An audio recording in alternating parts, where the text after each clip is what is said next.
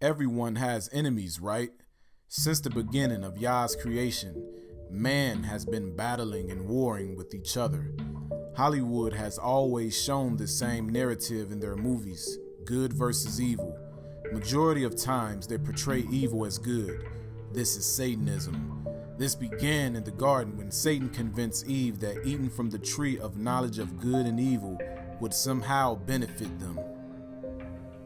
But the fruit of the tree which is in the midst of the garden, Elohim have said, you shall not eat of it, neither shall you touch it, lest you die. And the serpent said unto the woman, you shall not surely die, for Elohim do know that in the day you eat thereof, then your eyes shall be opened, and you shall be as gods, knowing good and evil.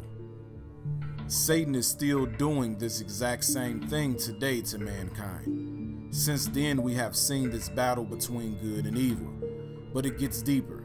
Satan has his own chosen group of people which consist of a conglomerate of royal bloodline families, with a chosen few families who are over all directly under his rulership.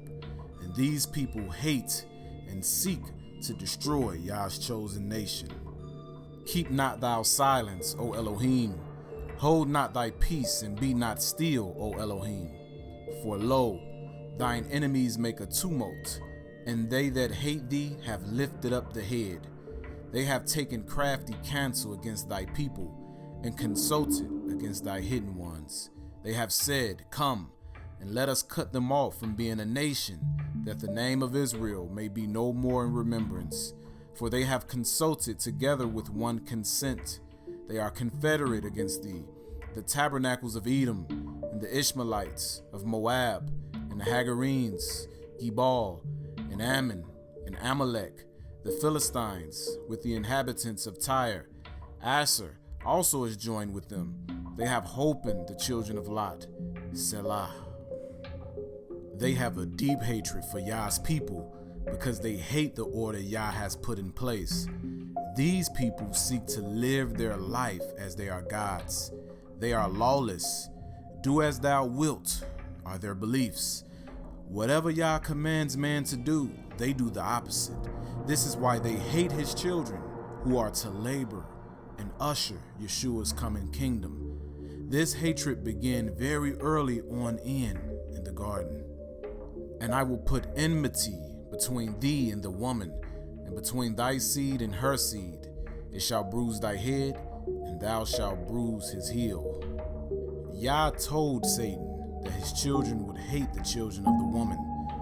The children of the woman represents a bloodline chosen for the Mashiach to come through, the righteous seed, starting with Enos and Seth, going to Enoch and Noah, Abraham, Isaac and Jacob, passing down to the children of Israel, a chosen priesthood of Yah, the passing down through David's bloodline to the Mashiach, the Messiah, Yahushua HaMashiach. We see the prophecy of this hatred between the seed of the woman and the seed of Satan in Revelation chapter 12, verse 1. And there appeared a great wonder in heaven, a woman clothed with the sun and the moon under her feet, and upon her head a crown of 12 stars. The woman with the crown of 12 stars on her head represents the 12 tribes of Israel who are scattered across the four corners of the earth. And she, being with child, cried, travailing in birth, in pain to be delivered. This is talking about Yeshua, the Messiah, whom the world calls Christ, who came through the tribe of Judah through Mary, who was a virgin, the seed of the woman. Verse 3 symbolizes Satan and his kingdom, which consists of a conglomerate of families, with a few of them being the heads. And there appeared another wonder in heaven, and behold, a great red dragon, having 7 heads and 10 horns, and 7 crowns upon his heads. Satan stood before the woman, looking to devour her seed. This actually took place with Satan, working through Herod, who's from the bloodline of Edom. And his tail drew the third part of the stars of heaven, and did cast them to the earth. And the dragon stood before the woman which was ready to be delivered, for to devour her child as soon as it was born. Satan has a chosen bloodline family who he uses who are from the tribes of Edom. Herod seeks to kill the Messiah when he was a little baby. And she brought forth a man-child who was to rule all nations with a rod of iron. And her child was caught up unto Elohim, into his throne. Now when Yeshua was born in Bethlehem of Judea in the days of Herod the king, behold, there came wise men from the east to Jerusalem, saying, Where is he that is born King of the Jews? For we have seen his star in the east, and are come to worship him. When Herod the king had heard these things, he was troubled, and all Jerusalem with him. And when he had gathered all the chief priests and scribes of the people together, he demanded of them where Christ should be born. And they said unto him, In Bethlehem of Judea, for thus it is written by the prophet, And thou, Bethlehem, in the land of Judah, art not the least among the princes of Judah, for out of thee shall come a governor that shall rule my people Israel. Then Herod, when he had privately called the wise men, inquired of them diligently what time the star appeared. And he sent them to Bethlehem, and said, Go and search diligently for the young child, and when ye have found him, bring me word again, that I may come and worship him also. And being warned of Elohim in a dream that they should not return to Herod, they departed into their own country another way. And when they departed, behold, the angel of Yah appeared to Joseph in a dream, saying, Arise, and take the young child and his mother, and flee into Egypt, and be thou there until I bring thee word, for Herod will seek the young child to destroy him. When he arose, he took the young child and his mother by night, and departed into Egypt, and was there until the death of Herod, that it might be fulfilled which was spoken of Yah by the prophet, saying, Out of Egypt have I called my son. Why did Herod seek to kill the Messiah? What reason did he have? Was he afraid of the Messiah destroying his kingdom just like rulers of today? Of course, because just like those in power today, Herod was of the seed of Satan, having enmity against the seed of the woman. But as we read in Revelation verse 5, Yeshua will return and restore earth to Yah's righteous order, with Israelites ruling earth under his authority. So this is why Satan's seed is taking crafty counsel to destroy the woman, which represents the nation of Israel. They are seeking to keep you in sin with all of their wicked devices. They are seeking to destroy your homes, where the foundation of Yah begins.